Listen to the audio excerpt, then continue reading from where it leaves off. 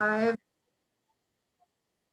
Oops. Welcome everybody. Thanks for joining this live Q&A session, this panel discussion on resilience in the Great Lakes region. My name is Anita Thompson. I am a professor at UW-Madison, and I'm also the chair of the Nelson Institute Water Resources Management Program. And today we're very fortunate to have with us as panelists Alina Irwin. Alina is professor and faculty director of the Sustainability Institute at Ohio State University, and Adam Beckley, who is a coastal engineering outreach specialist with Wisconsin Sea Grant. Before we start with the Q&A, I want to thank a few people. Kayla Wansnyder is a UW-Madison graduate student who is assisting today with moderating this session. And Colleen Schmidt and Emily Reynolds, I want to thank them for providing the technical support for the session today.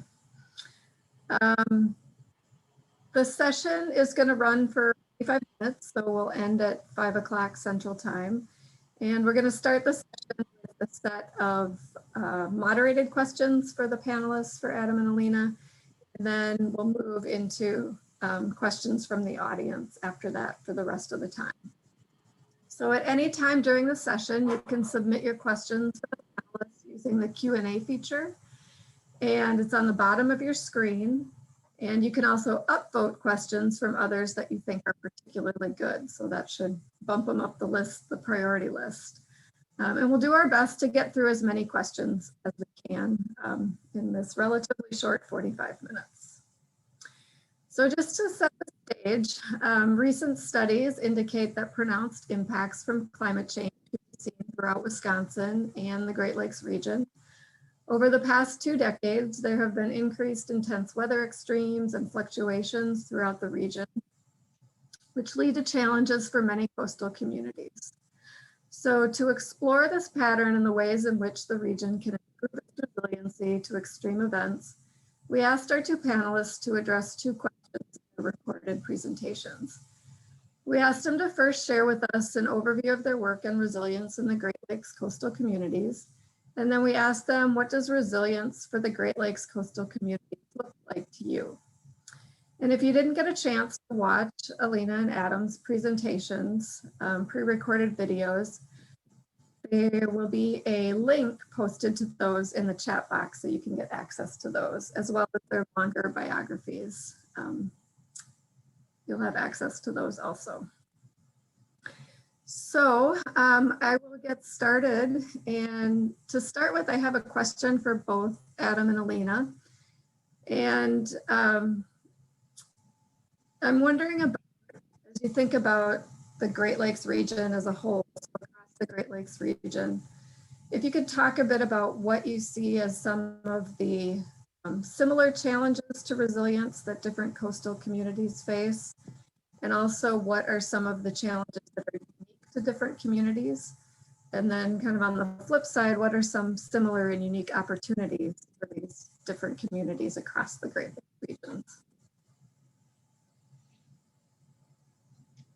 I'm happy to go first and just kind of maybe give a high level overview, and then maybe Adam and I can kind of go back and forth a bit. But so first of all, thank you to the Nelson Institute, and Anita, thank you to you and to all your colleagues for inviting me. I'm really happy to be part of this, and I think it's just great to have a whole virtual, several days of learning, apparently, not just a single day. It's a great way to celebrate Earth Day. So, you know, in terms of some of the common challenges, I mean, you mentioned, you know, right off the bat, a really big one, the climate change is happening. And so to a large extent, communities are going to be affected in similar kinds of ways in terms of increasing extreme events and increasing rainfall and changes in temperature. But of course, within that, there's lots of variation. There's lots of differences at a microclimate level in terms of how those impacts are going to happen, both looking at coastal communities versus non-coastal communities, but also even along the coast. And so I think that's an area where there's both similarities and differences. I'm an environmental economist by training, and so I think also not just about the environmental side of the equation, but also about the economic and the social dimensions. And if we think about challenges there, a lot of the stressors that communities are facing really are multiplied by areas where there's concentrated population along coastal areas. And so that's another distinguishing factor, I think. If you look, for example, where a lot of the legacy pollution sites are, these are in more populated areas along the coastlines. For example, the 43 areas of concern that are designated to address some of the most impacted polluted sites along the Great Lakes coastal region.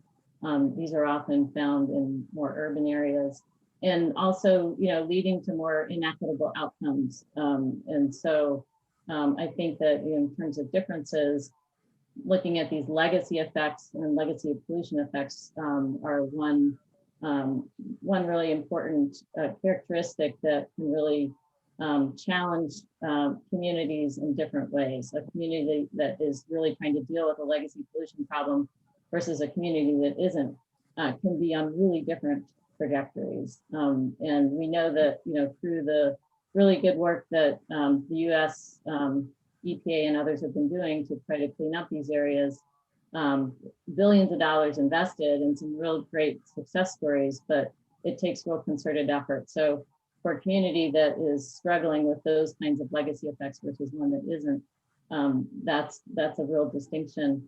And those things will just, become worsened through some of the climate change impacts in terms of eutrophication and other health risks, that are coming from the environmental impacts. Thanks, Alina. Adam? Yeah, so my response is going to sort of be colored by my work as the coastal engineering outreach specialist, dealing a lot with coastal hazards that communities are facing, like erosion and flooding. And one of the main challenges that are similar right now across the Great Lakes is that those sort of hazards directly from the lakes are really modulated by the water levels on the Great Lakes. And those range quite dramatically. On Lake Michigan, for example, from record high to record low is 6.5 feet. And it's just a common theme I hear from communities is how are we expected to sort of adapt to that wide range in variation and in a somewhat unpredictable pattern, because we've seen through history, we see highs, we see lows, and they always seem to return to those extremes. But being able to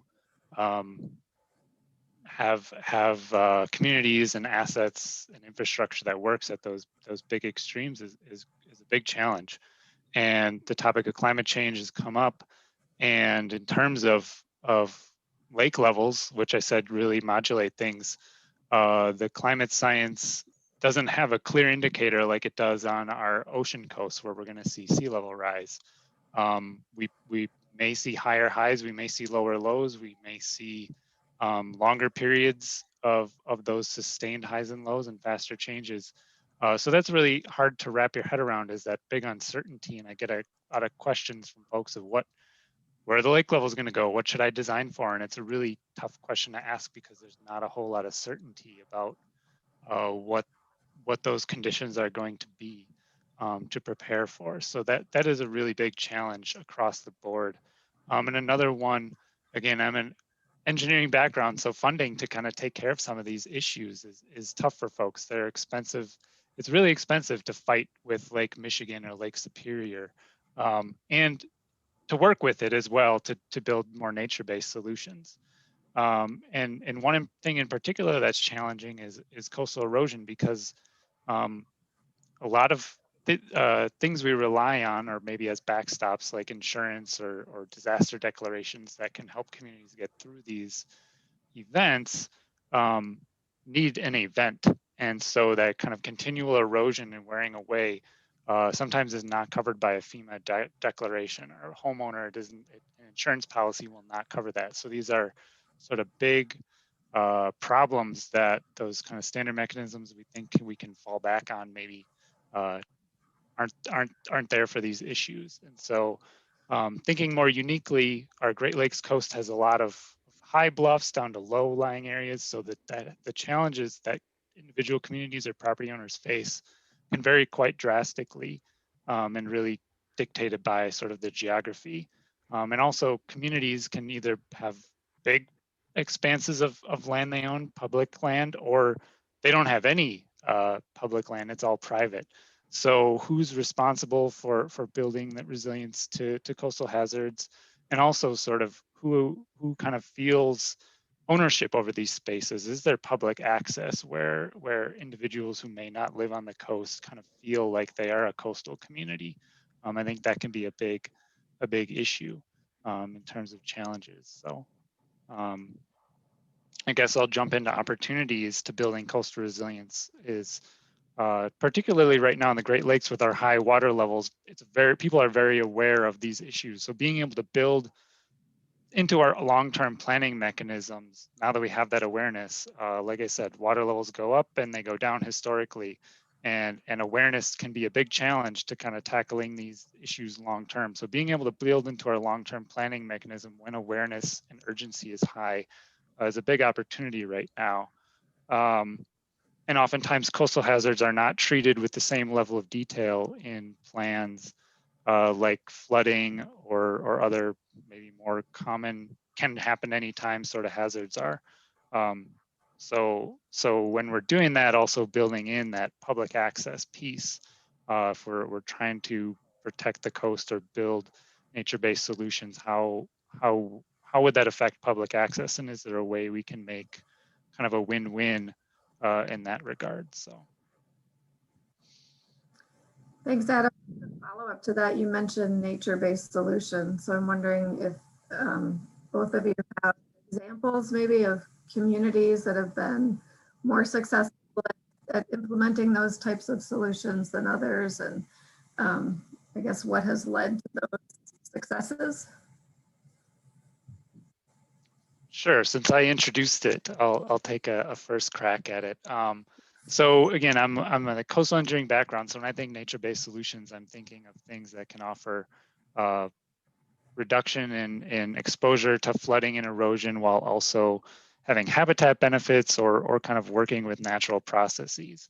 And on kind of the open coast of the Great Lakes, that's really what works is really dictated by how much wave energy that stretch of coastline is exposed to. So a lot of spots along the Great Lakes, hands are kind of tied. You do have to have some more gray infrastructure if your goal or requirement is to slow down erosion or flooding. But being able to build in habitat and vegetation, even on hard shorelines, it's been shown, at least in Lake Erie, that having good dense vegetation above hard infrastructure does improve fish diversity and abundance. So even in a case where your kind of hand is forced, you're still able to think holistically about the environment.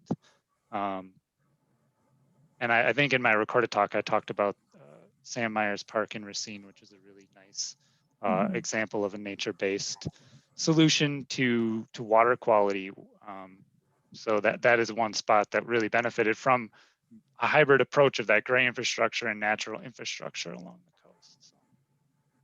Great, Yeah, I was going to emphasize the interesting kind of trade-offs between the gray and the green infrastructure approaches to these resiliency challenges. And you know, I think we've learned something about the nature-based solutions being advantageous because of the flexibility and adaptability they bring. You know, you were talking about low versus high lake levels. And if we're thinking about how we might want to develop a waterfront area, you know, there's multiple examples of waterfronts having been revitalized and redeveloped, but with lots of development right up to the edges of those. And as we think about how resilient that might be into the future, you know, that kind of development is very susceptible then to those changing lake levels, or to just, you know, increase natural events, extreme events.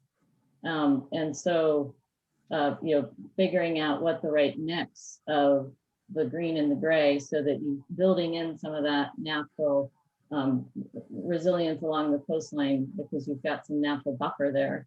But at the same time, trying to balance that with some of the economic development that has also been really critical to some of the revitalization of these waterfront areas. I mentioned earlier the legacy pollution effects, and those have really prevented a lot of the economic development along some of these areas. And so just kind of, I think that's the real trick is, we've learned a lot about what the benefits of the nature-based solutions can be. We've learned a lot about what the benefits are of revitalizing areas from an economic development point of view, and how do you kind of bring these two things together in harmony, so that as we are looking into the future with increased impacts and probably increased uncertainty in terms of lake levels and other environmental changes, what's the right mix and design of these places in terms of the green and the gray.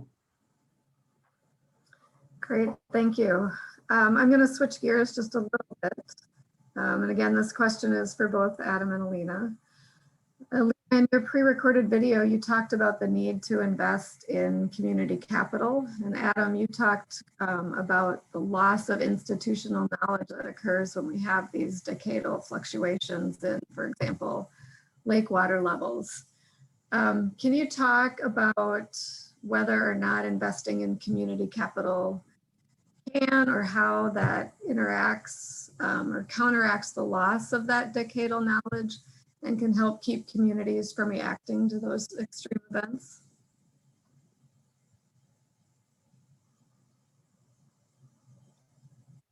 So, yeah, I kind of was thinking about this question a bit, and I think that the community capital concept was interesting to me. It's not something I had really thought of much before, but thinking of investing in that community capital rather than having to spend money to fix something, or I've heard it a lot of staff, the challenges of getting attention to address problems from their boards or from elected officials, and then 2 years later, it's why didn't you do something about it? Because it's sort of viewed as costs instead of investing in what the benefits and community capital of a project and preserving a space that, for example, gives good public access. So I think just for me is that framework of how do those sort of, when you're trying to deal with awareness over decadal scales, well, what is the long-term benefit of doing things rather than it's only valuable at when you're super stressed systems. So, but I'm not as familiar with community capital as Alina. So, well, no, I think you actually hit on a really important point there, Adam, which is, the capitalist framework really does emphasize the long run. I mean, because we're talking about assets, right? We're talking about capital stocks, or and just to be specific here, in terms of the community capital's framework, we're talking about things like natural capital. So, that would include the wetlands that we have, along our coastal areas, or could include fish stocks, for example, or the natural vegetation that's in our coastal areas and along the shorelines. But it can also, natural capital can also include things like obviously forests and inland rivers and waterways. It can even include, more developed sorts of things like, open space within an urban area, like a park or other conservation area. But in all of those examples, these are things that are assets that are stocks of things that last over time, and they generate flows of services. So, the fish stocks might generate flows of services in terms of recreational or sport fishing opportunities. The stock of trees is going to generate a flow of carbon sequestration services. And so I think it's just a really nice way of framing how we think about the long run, because we're investing in stocks that then are generating flows of benefits now, but into the future. And so it just kind of forces you to think about that long term. But then, to kind of expand a bit more on the community capitalist approach, we can think of other kinds of capital. We can think about, I mentioned investing in, some of the built infrastructure around the waterfront. If we were restoring a waterfront area, that's a form of built capital that is also durable, right? We invest in it, we build it, and then it lasts. Highways would be another example of that kind of built capital. But then there's other kinds of capital, like human capital. We invest in ourselves, we invest in our education, and we build the stock of knowledge in doing that, and that's what's meant by human capital. And so there, and anytime we are investing in training opportunities, job development opportunities for ourselves, going to school, going to college, these are all investments in human capital. And equally, building that stock so that we're generating flows of benefits in terms of our knowledge. And then social capital, which is really, kind of what the relationships that we have with each other as members of a community. We're working together, building trust. So that would be a positive form of social capital. And there's been lots of studies to show that investments in levels of social capital can really help to offset some of the other disparities or negatives that communities may face. For example, in terms of economic opportunities or health outcomes. If we have really good relationships with others, these kinds of things can help offset other hardships. So, the point is that these capitals are things that we invest in over time. They generate benefits, and they also influence each other. So as we're investing in natural capital, we're also potentially generating flows of economic goods and services, and leading to greater opportunities for human capital. And so, I don't exactly have a very specific answer as to how that all translates back into kind of knowledge over decadal scales, and thinking about, kind of the memory of a community. But I guess the point I'm trying to make is that this capitals framework really is one that I think, when used in doing kind of planning at a community level, which is very often used for, it really does then help the community members to think about their costs in a different way. It really does reframe it in terms of investments and not costs. Thanks, Alina. You actually just answered very nicely my follow-up question. Apologies. No, that's great. Thank you. Maybe I'll just kind of, before we transition to the audience questions, and I just want to remind those of you in the audience to please post your questions using the Q&A feature at the bottom of the screen, and we'll get to those in just a minute. But Adam, I was wondering about some of the communities that you've worked with, and if there are examples of communities, and maybe thinking about what Alina just talked about in terms of investing in community capital. Are there examples of communities that have maybe done a better job of retaining some of that institutional knowledge or decadal fluctuations that have prepared themselves to be more resilient, and maybe just what the benefit was to those communities? Sure. So one that comes to mind is Ozaukee County.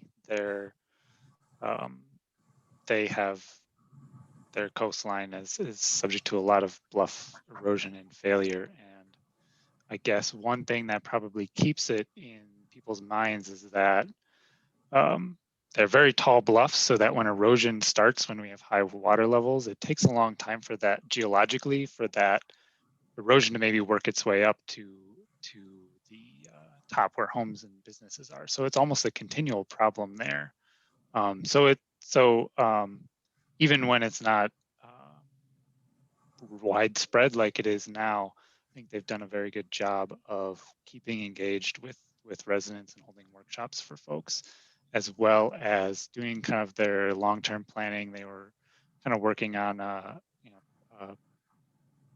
acquisition project to kind of have an easement area, park area along the coast with private development behind it, and trying to take that model of having, I guess, that natural capital also provide protective benefits to the development behind it, as well as sort of recreational benefits to the broader community. So that's a big effort to try and do that, and you can't just do it in response to hazards. And also thinking about the Sam Myers example that I gave in my recorded talk. I was just talking with Julie Kinzelman, who was sort of that's her baby, earlier this week, and she had sort of recalled when that project was undertaken. It was when Great Lakes were at record low water levels in the early 2010s, and she kind of had to fight for, no, we gotta think about high water levels, and people were telling her everything was over designed. Well, it turned out in 2020, when we had record high water levels, that even took damage. So if she had not kind of dug her foot in and said, we got to think about the other side of the extreme, they would have been much worse. They were able to sort of, able to absorb those impacts. It didn't withstand all of them, but thinking ahead definitely helped. So. Great, thanks, Adam. So we do have a question from the audience. And the question is, can you talk about some strategies to overcome differing political perspectives that can prevent action on critical issues impacting the Great Lakes Basin? So for example, PFAS, diversions, climate change, things like that.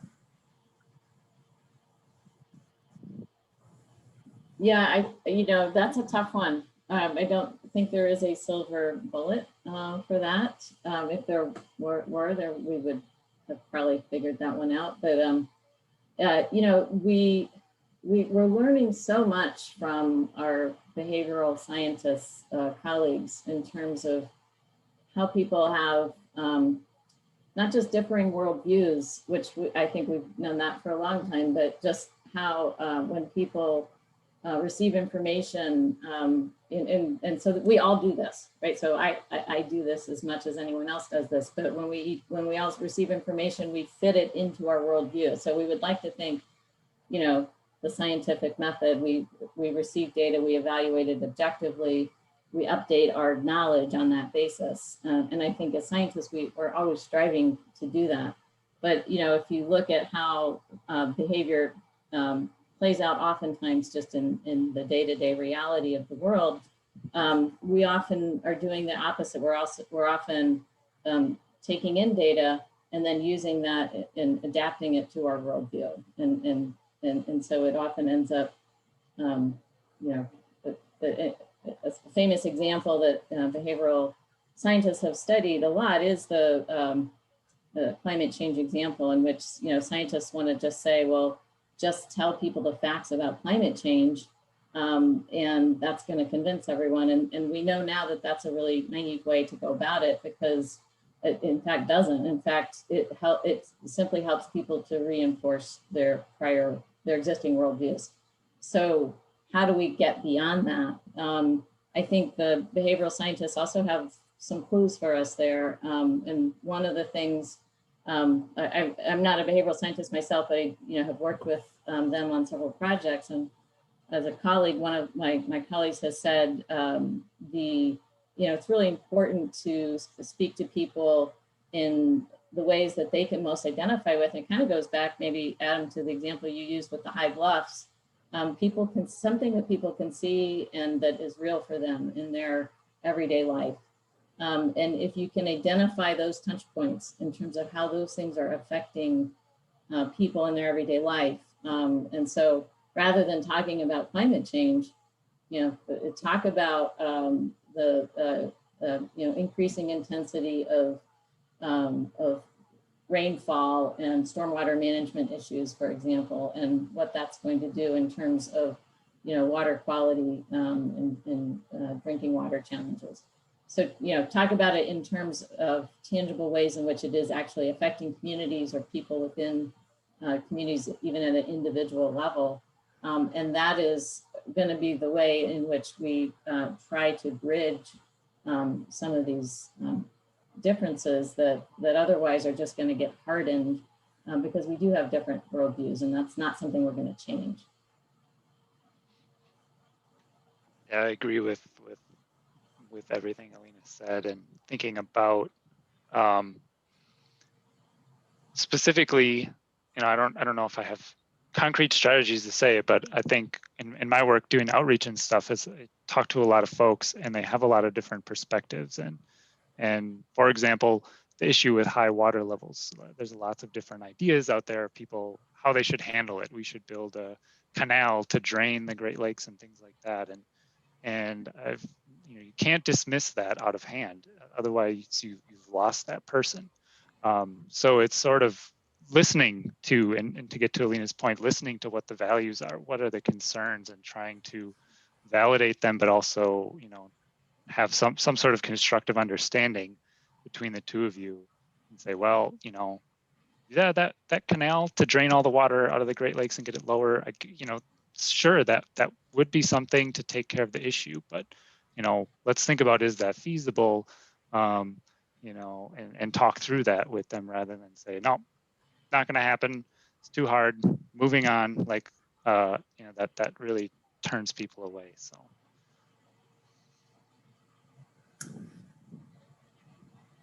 Just a reminder to all of you to post questions in the Q&A. That would be great. We have plenty of time for more audience questions. Since there isn't one right now, I will ask something that I'm interested in. So a lot of, we talk about coastal resilience, and a lot of what happens on the coast is affected by what's going on in the upland part of the system, the watershed, in terms of both the physical processes and also the people. So can you talk a little bit about what additional challenges that imposes? I think about what you just said about you have to kind of come at it and identify where people are at and what their lens is and how they're viewing systems. And I think those can be very separate systems. And I see a lot of times there's a disconnect between them. So could you talk just a little bit about that? Yeah, no, that's a really nice way of framing it, because I do think that we often think about, when we say Great Lakes, we're really kind of implicitly thinking about the coastal area of the Great Lakes rather than like a whole region, but if you think about the Great Lakes as a region, it includes both those, upland and downstream areas. One thing that has always struck me about, at least here in Ohio, I did my dissertation work at Maryland, and there's such a bond around the Chesapeake Bay of Maryland, and it kind of it extends really to kind of lots of people who live in Maryland but don't necessarily live right there immediately accessible to the bay, but it's really viewed as a state treasure. And it struck me when I came to Ohio that Lake Erie didn't necessarily have the same cachet. Because sometimes you can think of these really big environmental unique resources as a way of bringing and bridging a lot of differences across space. And that I've often wondered, why is that true in Maryland, but not necessarily true here in Ohio for Lake Erie. But so it is, so just to, I guess, underscore your point, Anita, that there are different regional associations. And so bridging those things is really important. We've done a lot of work looking at farmer decision-making with regards to nutrient runoff that are having such impacts on Lake Erie. And it is, kind of going back to that point about worldviews, making a point about the state of Lake Erie is not necessarily the most motivating way of trying to motivate farmers to maybe adopt more best management practices that are going to reduce runoff. But many farmers do view themselves as having a strong environmental or conservationist identity. And so that is one way to appeal to that ethic, that conservation ethic that many farmers have as stewards of the land. And to try to then extend that idea of stewardship of the land to stewardship of land and environment, other ecological resources that are connected to the land. And so that, we definitely see it in terms of factors that influence farmer decision-making in terms of land use and land management practices, that conservation ethic definitely plays a role. Other things also play a role. I mean, as an economist, we've done a lot of work looking at how responsive farmers are to incentives, economic incentives, payments, and they are very responsive to that as well. They're also responsive to taxes, so we've done some work where we looked at what happens if you put a phosphorus tax on, how would that change behavior, in terms of management practices. And then we've integrated that with a hydrological model of the watershed. This is work that we were doing in the Maumee watershed, which is in the northeast part of Ohio that drains directly into Lake Erie. Found that if you looked at both the costs and the benefits of a tax versus voluntary payments for best management practices, by far the tax is more effective. So that's kind of like, what's more effective, a carrot or a stick? And we found that maybe not too surprisingly, the tax is more effective. But of course, then the most effective is to put those two things together, right? To tax the phosphorus, but then to use those revenues as a way of incentivizing and giving back voluntary payments for best practices. And so that's really the win-win in all of it. So, I'm a big believer that maybe we can, do some things around kind of behavior and culture, but I also firmly believe that, we need economic incentives in place as well to really get to the right outcome, which of course, in this case is the goal is a 40% reduction, in 2008 dissolved phosphorus and total phosphorus loadings into Lake Erie. Yeah, and I think sort of getting folks to care about sort of maybe an issue that's not directly in front of them can sometimes be a challenge. And I think with the Great Lakes, that can definitely be a challenge for people who don't live, like you said, Anita, right there. They're up in the watershed or they're in the middle of the state. What is kind of Wisconsin is defined, at least its boundary is defined heavily by its waters and specifically its Great Lakes. One way I like to give people that frame of mind is, we have very vital ports that rely on the Great Lakes, and healthy and sustainable ports give economic benefits to the state, but there's things you don't see, like more trucks on the road, because we're able to transport goods on that waterway system, and the environmental benefits of not having those trucks on the road and having a more efficient transportation system. The tourism economy that's driven in our state by our Great Lakes and water in general, maybe things you don't see specifically, but are there impacting your life and trying to make those connections. And then more concretely, thinking about the watershed example, and my cats joined us, but we're working now with up in the Green Bay area in the East River watershed, which does go from a very rural agricultural area down to an urban area in Green Bay, which is affected by the lake levels as well when it comes to flooding. So there is sort of a recognition in the watershed from up in the rural agricultural area down that it's a watershed scale problem. People are definitely concerned about flooding, and they don't want to, certainly don't want to be contributing to someone else's problem. But it is difficult to kind of take that step back and think about, well, what are the actions we can do at this big scale? So I guess we're at a starting point now of just trying to bring everyone together and say what is a vision for reducing flooding in this watershed. It's going to be work and it's a long road, but starting that, getting those perspectives shared and finding that common ground, I think it goes a long way. And if you don't have that, it's really hard to start that sort of larger approach. We have about 5 minutes left of our session, and there's another audience question. I'd like to hear your perspectives on the challenges of interstate and international cooperation in Great Lakes resource management issues. And what are some examples of successful interstate national cooperation in the Great Lakes region?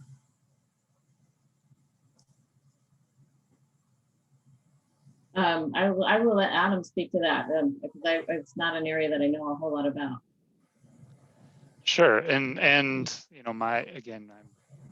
focused. I mean, my background is coastal engineering, so I know there's lots of examples that go beyond that. But in terms of cooperation, a lot of states are dealing with similar issues when it comes to coastal hazards right now. So just being able to kind of figure out what is going on and what is working in different states has been really helpful to connect across the different networks like the state coastal management programs. We share a border with Illinois, and we're connected to Illinois by our sediment transport that builds our beaches in Wisconsin and goes down south to Illinois. So being in contact with them and having understanding about what's going on and how all our actions are sort of interrelated. I don't know if I could point to a specific concrete thing, document or action, but I think just having that sense of understanding and cooperation has been really helpful. And I think, I don't know if it's definitely not been an issue that's tackled yet, but things like the Asian carp threat through the Illinois